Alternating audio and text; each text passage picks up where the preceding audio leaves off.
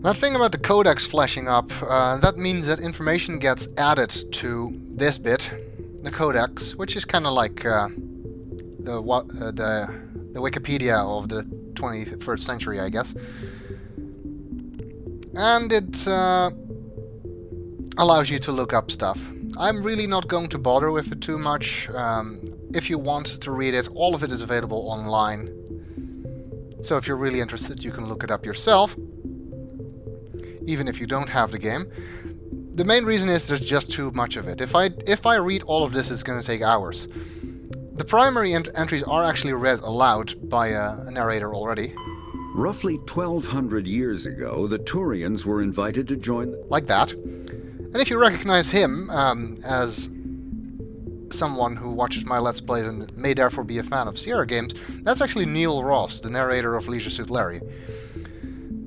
Secondary entries are not read, so you'll just have to read those yourself. Like I said, I'm not going to bother with this. If you want to read them, they're all online. And if additional information from the Codex becomes relevant during the game, I will just insert it at those points. And a lot of things you do in this game dump enormous amounts of information into the Codex. This list is going to grow drastically. And every time that happens, you see that Codex thing flash up on the right. Alright, let's go and talk to the captain, who is here in the comm room. Or not. It seems only Nihilus is here. That kind of doesn't make sense, considering the conversation Joker had with him. But anyway, maybe he went to the bathroom. I guess that's an image of Eden Prime that he's looking at. Let's talk to him. Commander Shepard, I was hoping you'd get here first. It will give us a chance to talk. Where's the captain? The captain said he'd meet me here. He's on his way. I'm interested in this world we're going to, Eden Prime. I've heard it's quite beautiful. Well, I've never actually been there, so... I've never been there. But you know of it. It's become something of a symbol for your people, hasn't it? Proof that humanity can not only establish colonies across the galaxy, but also protect them. But how safe is it, really? Kinda does sound like a threat. Do you know something? Your people are still newcomers, Shepard. The galaxy can be a very dangerous place. Is the Alliance truly ready for this? I think it's about time we told the commander what's really going on. This mission is far more than a simple shakedown run. Yeah, we kind of guessed that already. I figured there was something you weren't telling us. We're making a covert pickup on Eden Prime.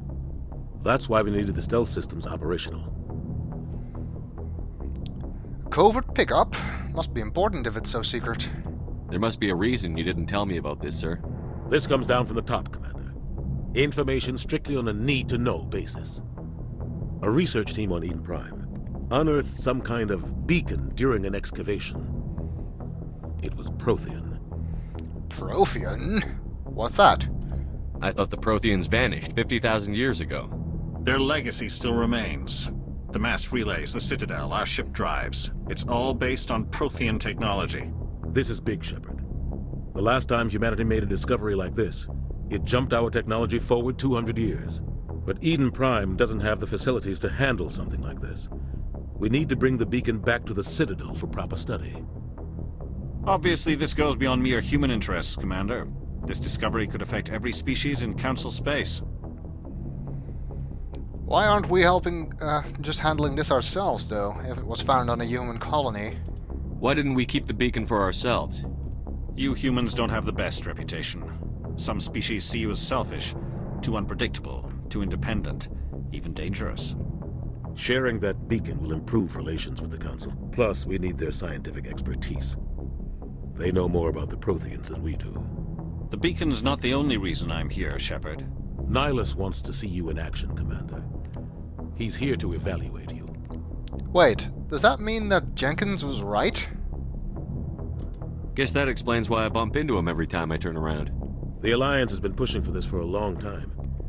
Humanity wants a larger role in shaping interstellar policy. We want more say with the Citadel Council. The Spectres represent the Council's power and authority. If they accept a human into their ranks, It shows how far the Alliance has come. You held off an enemy assault during the Blitz single-handed. You showed not only courage, but also incredible skill. That's why I put your name forward as a candidate for the Spectres. Why would a Turian want a human in the Spectres? Not all Turians resent humanity. Some of us see the potential of your species. We see what you have to offer to the rest of the galaxy, and to the Spectres. We are an elite group. It's rare to find an individual with the skills we seek. I don't care that you're human, Shepard. I only care that you can do the job. I assume this is good for the Alliance. Earth needs this, Shepard. We're counting on you. I need to see your skills for myself, Commander. Eden Prime will be the first of several missions together. You'll be in charge of the ground team. Secure the beacon and get it onto the ship ASAP. Nihilus will accompany you to observe the mission. This could get interesting. Let's find out some more. What do you know about the Protheans? Just what they taught us in school. They were a technologically advanced species that ruled the galaxy 50,000 years ago. Then they vanished. Nobody really knows how or why, though I've heard plenty of theories. But everyone agrees, galactic civilization wouldn't exist without them. Their citadel is the very heart of galactic society, and without their mass relays, interstellar travel would be impossible. We all owe the Protheans a great debt. Yeah, apparently nobody in the universe actually invented anything by themselves. They all just use Prothean technology. The mass relays, the FTL drives, all kinds of shit. Everybody is apparently lazy like that. I'd like to know more about Eden Prime before we touch down. It's a peaceful farming world, but it represents something much bigger. Eden Prime is one of our oldest and most successful colonies. It proved we were ready to face the challenges of settling new worlds, to forge a place for humanity beyond Earth. It symbolizes humanity's growth and evolution as a spacefaring species. And after this, it will be known as the world where humans made a discovery of galactic importance. It'll be known as something, alright. Why is this beacon so important? All advanced galactic civilization is based on Prothean technology, even yours. If we hadn't discovered those Prothean ruins buried on Mars, we'd still be stuck on Earth. That was just a small data cache. Who knows what we can learn from this beacon? What if it's a weapons archive? We can't let it fall into the wrong hands. I'm more interested in what the Protheans were doing on Mars in the first place. Like who? The Attican Traverse isn't the most stable sector of Citadel space. There are plenty of raiders and criminal groups active in the region. They might figure a Prothean beacon is worth the risk of attacking an Alliance ship. Plus, Eden Prime is right on the border of the Terminus systems. The Attican Traverse is under Citadel protection. If the Terminus systems attack, it's an act of war. Technically, yes. But some of the species in the Terminus might be willing to start a war over this. The last thing the Council wants is to get dragged into a major conflict with the Terminus systems. We have to keep this low-key. Okay, fair enough. I guess, we're ready. Just give the word, Captain. We should be getting close to Eden. Captain, we got a problem. What's wrong, Joker? Transmission from Eden Prime, sir. You better see this. Bring it up on screen.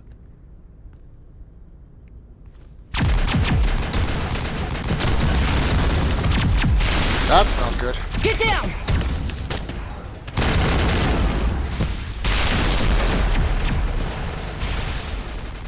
Peaceful farming world, eh? We are under attack, taking heavy casualties! I repeat, heavy casualties! We can't... Get evac! They came out of nowhere! We need...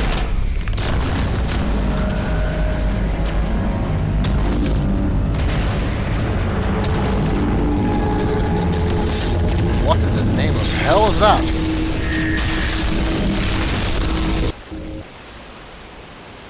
Everything cuts out after that. No comm traffic at all. Just goes dead. There's nothing. Reverse and hold at 38.5.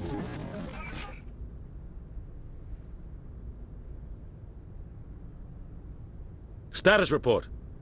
17 minutes out, Captain. No other Alliance ships in the area. Take us in, Joker, fast and quiet. This mission just got a lot more complicated. Understatement of A the small century. strike team can move quickly without drawing attention. It's our best chance to secure the beacon. Grab your gear and meet us in the cargo hold. Tell Alenko and Jenkins to suit up, Commander. You're going in.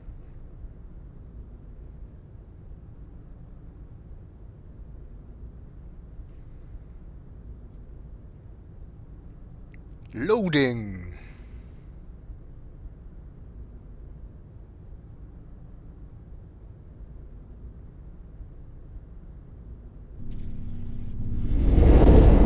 Aging stealth systems. Somebody was doing some serious digging here, Captain. Your team's the muscle in this operation, Commander. Go in heavy and head straight for the dig site. What about survivors, Captain?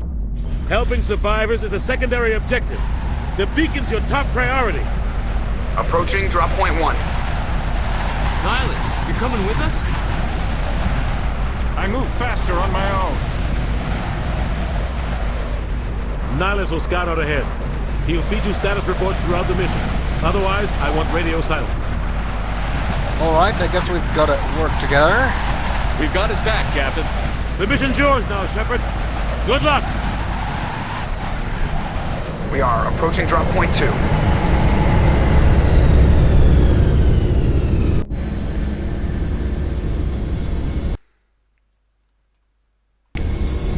Alright. There goes Normandy. And we're on our own now. This place got hit hard, Commander. Hostiles everywhere. Keep your guard up. Looks, not so much like Paradise. More Paradise Lost. Richard L. Jenkins. I think he's the only person in this game with a middle initial. Our first assignment. And before I'm getting started, I'm actually going here. This is your status screen. It shows what level you are, what amount of experience you have, how much experience you need to get to the next level, and also your current health and your maximum health. As we progress through the game, we will gain experience and therefore gain higher levels.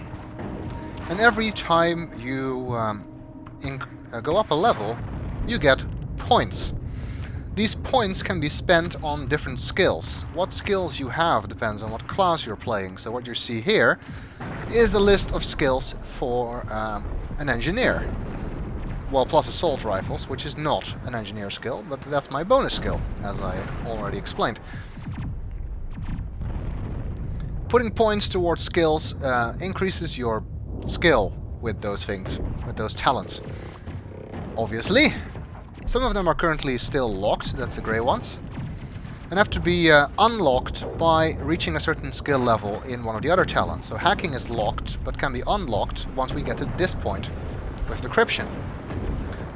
The triangular bits indicate major improvements in talents, which are reached by leveling up to that point. At our current level, even if we had the points, we couldn't actually allocate them. I can only add one other point to decryption before I am blocked from adding any more. But once we level up, this will all become available. I will explain the skills as they become relevant. At the moment I have 3 points. These are bonus points because I've played the game before. I also got some bonus Paragon points because I played the game before. That plus the bonus skill are things you get if you're playing for a second or third or fourth or whatever time. Paragon and Renegade is also something I will explain later on. For now I'm going to put a point in first aid, which helps with healing. Assault rifles, which gives me a special talent to do with shooting and also improves my accuracy and damage done with the assault rifle, and I'm putting a point in engineer, which is just a general talent that improves all of your tech skills. I am not a very experienced RPG player, nor am I an experienced shooter player. Like I said, I don't really play these kinds of games normally, so I'm not particularly good at them. As a result, you'll see me dying a lot, and you'll probably see me using really stupid strategies. If any of you who are watching this are experienced players, you'll probably think, what the hell is he doing half the time? Just get used to it. I'm not very good at this kind of game. So if you think that I'm doing the leveling up wrong, or I'm using stupid strategies, or I'm getting killed too often, well, that's just because, well, I don't have the same level of experience as some other players might have. But hey, at least it'll be funny. Smells like smoke and death. You can talk to your squad members on missions. They don't usually have very much to say, though. Obviously, the little circle thing indicates what you are currently interacting with when you hit the interact key, which is E under the default settings. And the circle in the middle indicates whether or not you're in range. So currently I have selected Jenkins, but I can't actually talk to him because he's too far away. Now I can. Oh God, what happened here? You remember, he is from this planet, so this is kind of bad for him. Eden Prime will never be the same again. Caden Alenko, master of stating the obvious.